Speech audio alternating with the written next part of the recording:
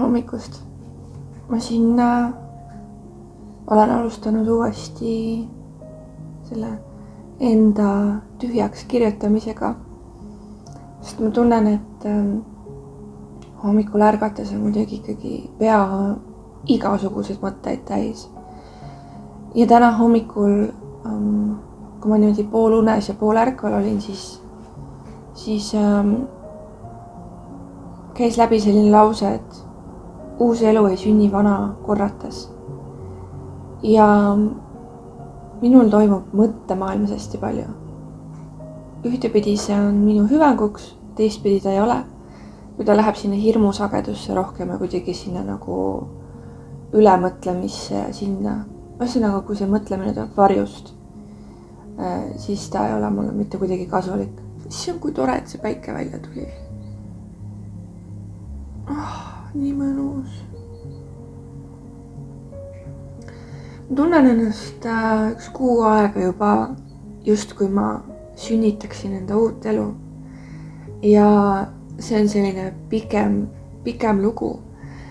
Ja üks osa sellest on olnud see, et ma olen saanud üle vaadata kõik sellised harjumused, mis tegelikult mitte kuidagi ei toeta seda sünnitust.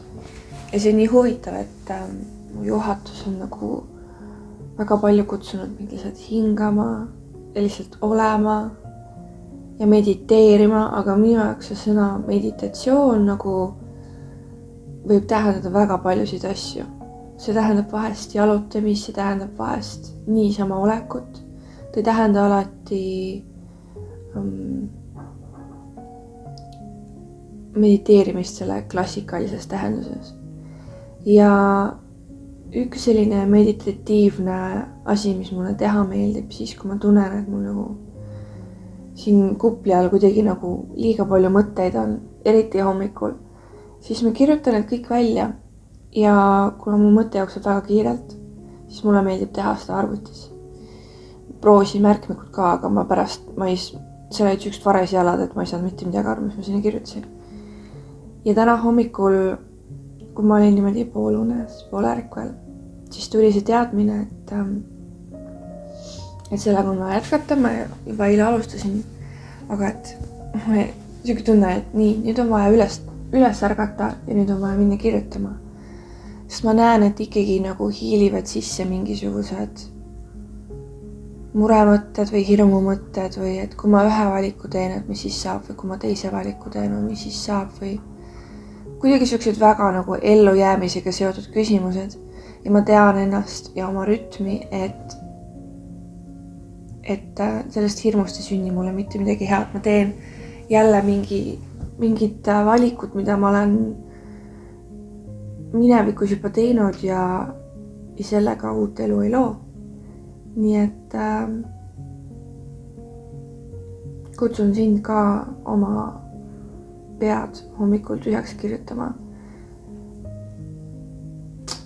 Let's go!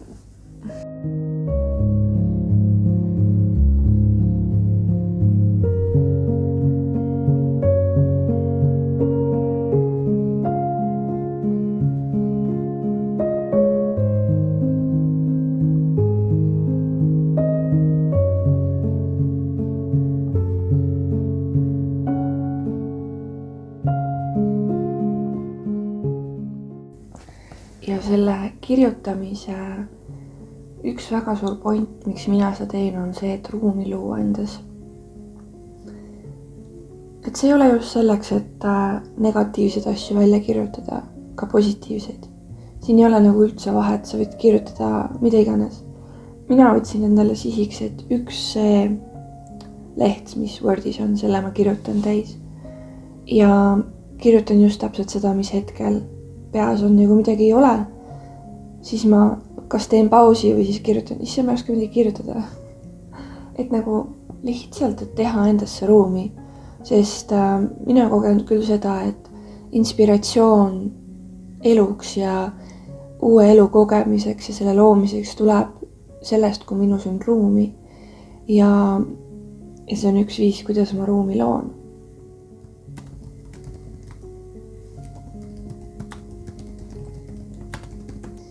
Nii,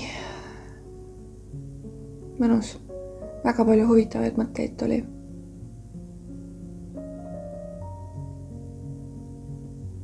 Ma siin jätkates seda nii-öelda nagu tühjuse loomist, seda siis üks hommik käis mul ka siuke mõte läbi, et mul on väga palju mingid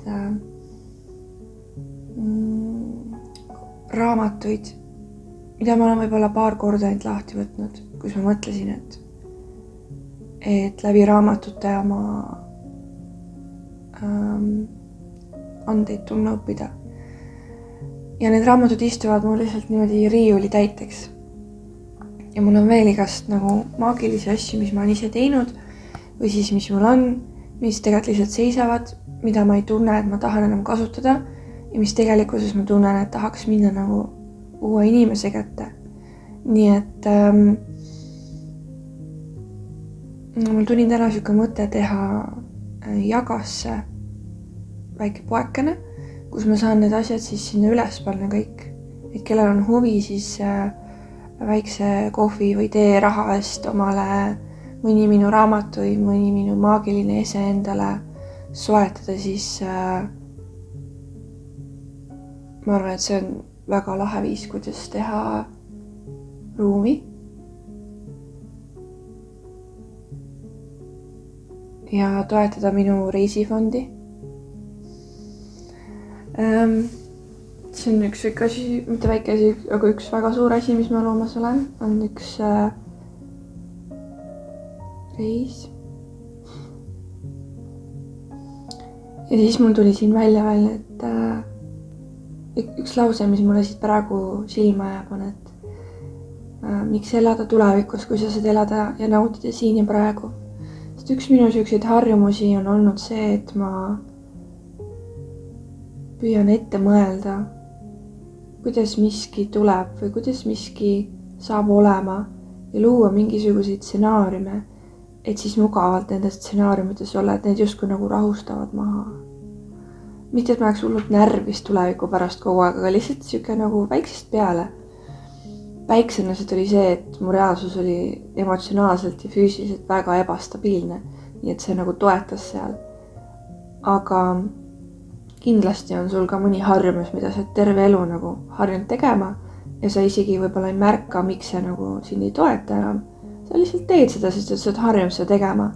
Minu jaoks on see üks asi, sest et see, kui ma kogen nagu vabalt ja maagiliselt ja kaootiliselt elu, on minu jaoks palju maitsvam ja palju nagu ägedam kui see, et ma püüan midagi välja mõelda. Kuidas see mingi reis peaks saama olema, millal ma sinna lähen, kuidas ma lähen, mida on. Kuigi tegelikkuses ma näen, et ma olen selleks nagu valmistunud, oma elus mingeid muutusi teinud juba võib-olla aastaid. Ja praegu, kui ma sellest räägin, siis mul tuleb nagu meelde, kuidas ma alateadlikult, see on võib-olla lihtsalt nagu minu see sisemine kompass või sisemine juhatus valmistas mind ette üheks hästi suureks kolimiseks, mis mu elus oli. Ja see oli selline kolimine, kus nagu see oli Võrru kolimine. Ja ma ju ei teadnud, et kus ma korteri saan või kes või mis või kus, ma ei teadnud Võrus väga kedagi. Aga ühte head inimest teadsin, kelle kaudu see korter minuni tuli, aga see oli üleni tühi. Ja siis ma olin selles tühjas korteris ja vaatasin seda ja mõtlesin, et ma olen ju ostnud mööblit. Ma ostsin mööbli küll oma nagu teraapiatoa jaoks, aga kui ma seal korteris hingi vaatasin, siis ma issand jumal, et ma olen mingi pool aastat juba ostnud mingeid väikseid asjakesi. Mingid mööblikest või mida iganes. Ja sest ma kolin tühja korterisse ja ma ju ei teadnud seda. Kui ma ka ostsin seda mööblit ja värki, siis ma nagu mõtlesin, et jaa, teraapiatuppa, aga kui ma peaks, mul nagu kuidagi vilksamisi käis läbi see, et näed, et see on miski, mis on minu oma, et kui ma kolin või kui ma lähen oma ette ära, et siis mul on nagu. ja need on nagu vilksamisi siuksed mõtted ja asjad, mis on olnud. Et mul on nagu elus seda nii palju olnud, kus tegelikult ma olen nii hoitud ja nii juhatatud täiesti niimoodi, et ma ei mõtle mitte millegi peale, kuidas midagi saab loodud või tehtud. Aga pärast hiljem, kui asi on loodud, siis ma tagantjärgi vaatan, et vau, kuidas mind on nagu kantud selle muutuseni, et see saaks pehmelt kergusest tulla. Nii et see, mis ma siin nagu lahti kirjutasin endast, oligi see, et miks ma siis nagu üldse muretsen selle pärast, kui ma juba näen, kuidas ma olen mingi paar aastat ette valmistanud. Vaimselt, nüüd füüsiliselt selle tundega, et ma tahan mingeid asju ära anda. Nii et tegelikult me oleme alati väga hoitud ja juhatatud, lihtsalt kas me märkame seda. Vot, mõnus. Täna on 13 reede.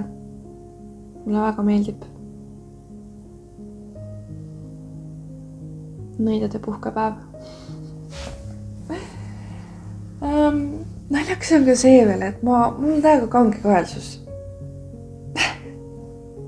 Ma mingi 3 päeva tagasi ärkasin üles kogu vasak pool, nii kange kaelast siit, õlg ja nüüd käeni ja kõigeni.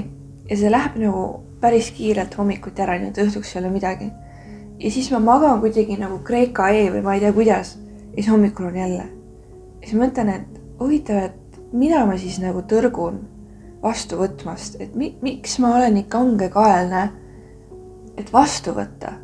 Ja siis ma kirjutasingi siia täna, et ma küsisin nagu enda käest, et miks see kange kaelsus nagu.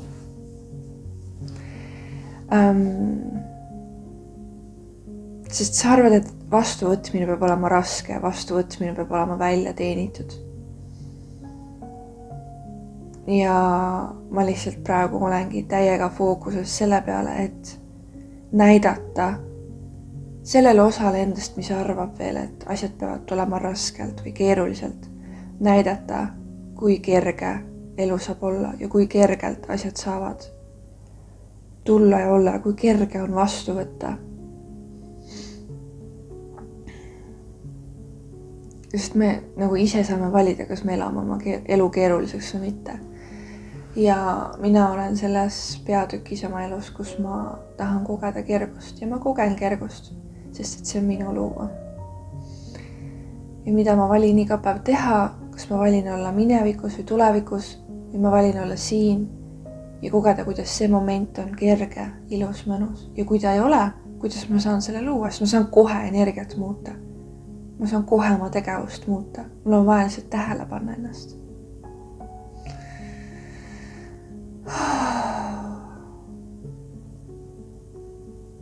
Nii et kui siia video alla on ilmunud link Jaga poega, siis on.